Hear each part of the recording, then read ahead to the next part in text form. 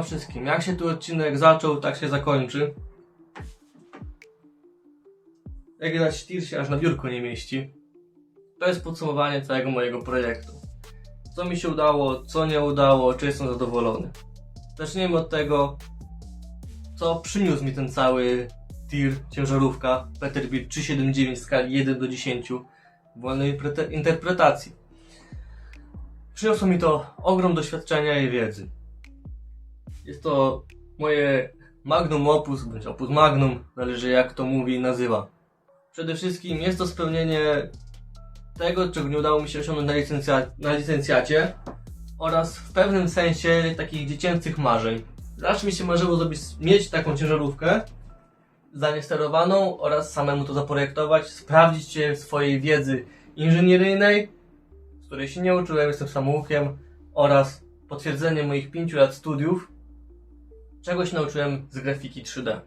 I można powiedzieć, że to jest właśnie to. Oczywiście tir jest włączony. Koła mi skręca. Chciałbym wam teraz przedstawić to, co się wydarzyło też w międzyczasie, czego nie pokazywałem, ponieważ były to jakieś losowe. Tutaj muszę ruty poprawić i nie wszystkie obrysówki świecą. To, co udało mi się poprawić. Na przykład w tylnych kołach zniwelowałem luzy. Teraz chciałbym wam pokazać, o co chodzi z luzem na kołach. Tutaj luz jest zniwelowany. Tutaj też delikatnie się rusza, ale to już jest akceptowalne. Ale jak tu się rusza, no to jest nieakceptowalne. A jak ja to robię? Jak jest piasta, tu wam nie pokażę, bo jest ciemno akurat. Wydrukowałem takie dwa kawałki, które wsadzam pomiędzy koło a piastę. Zaraz rozkręcę i zobaczycie, o co chodzi. Wydrukowałem kilka, po prostu ten pierścień po prostu się znajduje, jest o różnych grubościach, żeby dopasować. Dobra, koło jest ściągnięte i chodzi o luz, który występuje w tym miejscu. Tutaj. Tu właśnie jest ten luz i ja to niweluję, wsadzając tutaj właśnie te przekładki. To akurat widzę, że jest za duże. Tu musiał wydrukować mniejsze. Chociaż tu mam jeszcze mniejsze, mogę sprawdzić. Widzę, że się ukosuje, czyli tak musi być mniejsze. I tak robię z każdym poszczególnym kołem. To koło to jest wyregulowane. Prawego od zawieszenia nie ruszam. Reszta jest dobrze. Jeszcze to muszę zobaczyć. Więc ja lecę dalej. Kolejną rzeczą, przez co nie udało mi się wykonać tej pneumatyki tak jak chciałem, co opowiadałem w poprzednim odcinku, wykonałem ręczne zapinanie przedniego napędu, bo jednak jest to funkcjonalność, z której nie chciałem rezygnować. Więc tu mam wajchę, którą mogę wymusić bez zaciśnienia, pociągnięcie tych sprężynek i zapięcie biegu. Dobra, mam wydrukowane części jako adapter do ręcznego zapinania napędu. To można się dostać tam pod spód, tego nie widać, i tu będzie zapinanie napędu z boku. Dałem sobie go tak, mówię, stoliki. Teraz tak, może się dostać, tak brzydko palcem pokażę, tutaj odkręcę to, a na miejsce tego przykręcę to. Taki adapter i tu będzie zaczepiona sprężynka. Jak widać, element już jest przyczepiony tam. To jest kolejny element. To są śrubki, taka wajcha. I tu jest też haczyk. Będzie przykręcony tutaj i na ten haczyk będzie sprężynka. I ten element będzie ciągnął tamten u dołu.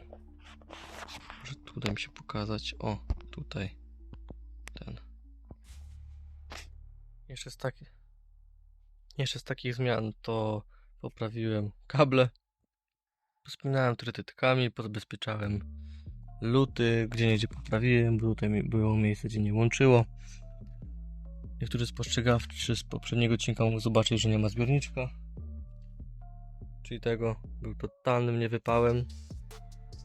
Wiadomo, że też wydarzyły mi się takie rzeczy, jak na przykład wyłamanie się jakiegoś wałka kardana, ponieważ podczas druku wykryłem, że ma on wadę, ale stwierdziłem, że już 5. razem drukowałem, założę. No i to się zemściło, musiałem wymienić po prostu cały wałek. Coś jeszcze wydarzyło, na przykład uszkodził mi się wał kardana, co pokazywałem, nie wał kardan, tylko wał napędowy przedni i to samo stało się z tylnym, bo był wykonany w ten sam błędny sposób, który podejrzewałem, że tak będzie, ale dla ułatwienia sobie pracy stwierdziłem, że tak zrobię. Zemściło się 2 razy, musiałem rozebrać i wymienić. Co jeszcze się wydarzyło? W międzyczasie podczas nagrywek uszkodził mi się jeden z trybów, więc musiałem rozebrać przekładnię i go wymienić. Trochę takich rzeczy wyszło. Dlaczego to się stało? Dlatego, że znowu przesadziłem tak jak podczas licencjatu i wyszło to wszystko za duże. A cały napęd na przykład jest przekazywany przez taki drobny pinion. On ma chyba centymetr. I jest nasuwany na plastik, który się po prostu wyrobił i się urwał. Teraz to przewrócę. Jaką wiedzę zdobyłem dzięki temu? To, ile po prostu trzeba rzeczy przewidywać, co się nauczyłem z licencjatu, oraz przez to, że czas na magisterkę jest ograniczony, część rzeczy drukowałem, czy wszystko robię modularne, z przewidywaniami na przyszłość. Teraz jakbym coś takiego wykonał, robię od początku do końca cyfrowo i dopiero zaczynam drukować. Dużo rzeczy udało mi się przewidzieć. Otwory techniczne porobiłem, na przykład tak jak jest tutaj mocowanie pod zapinanie przedniego napędu. Zrobiłem otwory techniczne, miały być na co innego. Stwierdziłem, że tego nie robię, ale otwory zachowam, bo może się przydadzą. I się przydały, dzięki temu mogłem to zamontować. Tak samo zrobiłem przekładnię główną, umiejscowiłem na niej 4 mosiężone wkrętki. Pomyślałem, może się przyda, a później, podczas już to wydrukowałem, bo to był element, który jednak długo trwa, przydało się to na mocowanie kompresora. Dla osób, które chciałyby coś takiego projekt przygotować, ostrzegam, że to wymaga naprawdę dużego ogromu czasu oraz też niestety pieniędzy. Cały projekt podejrzewam, że mógł kosztować około, 2000, mam Excela przygotowanego. Co tyle kosztowało? Przede wszystkim elektronika, sama aparatura, silniczki i tak dalej, to jest koszt pewnie około 500 zł. Też się tego trzeba policzyć jakieś ładowarki, serwa oraz sam filament. Poszło tu z 5 kg filamentu, nie tylko na samego tira, ale też podpory, odpady, nieudane wydruki, więc ktoś, kto by chciał coś takiego zrobić, przygotujcie się na to, że to jest jednak w tej wielkości skali koszt przynajmniej 1000 zł do 1500 minimum, jeśli chodzi o sam materiał. Śrubki, nakrętki, magnesy, światełka, to są wszystko drobne koszta, na przykład światełka, ale to jest jednak procent składany i on się wszystko kumuluje później. Rzeczą, która też przesadziłem i zaczęła mnie później przerastać ze względu na ilość potrzebnego czasu, jest to lutowanie tego wszystkiego.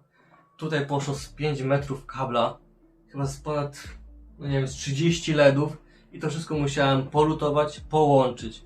Pomijając fakty, że na przykład mi się okazało, że przednie światła świecą, podłączam jedną lampkę i nie świecą.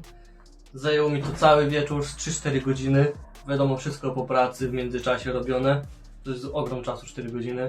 Poświęciłem na rozkodowanie, o co chodzi. Okazało się, że specjalny moduł, który jest jako sterownik do świateł, nie puszcza tak wysokiego napięcia, ponieważ 5 lampek z przodu to jest jak 20 tych żółtych.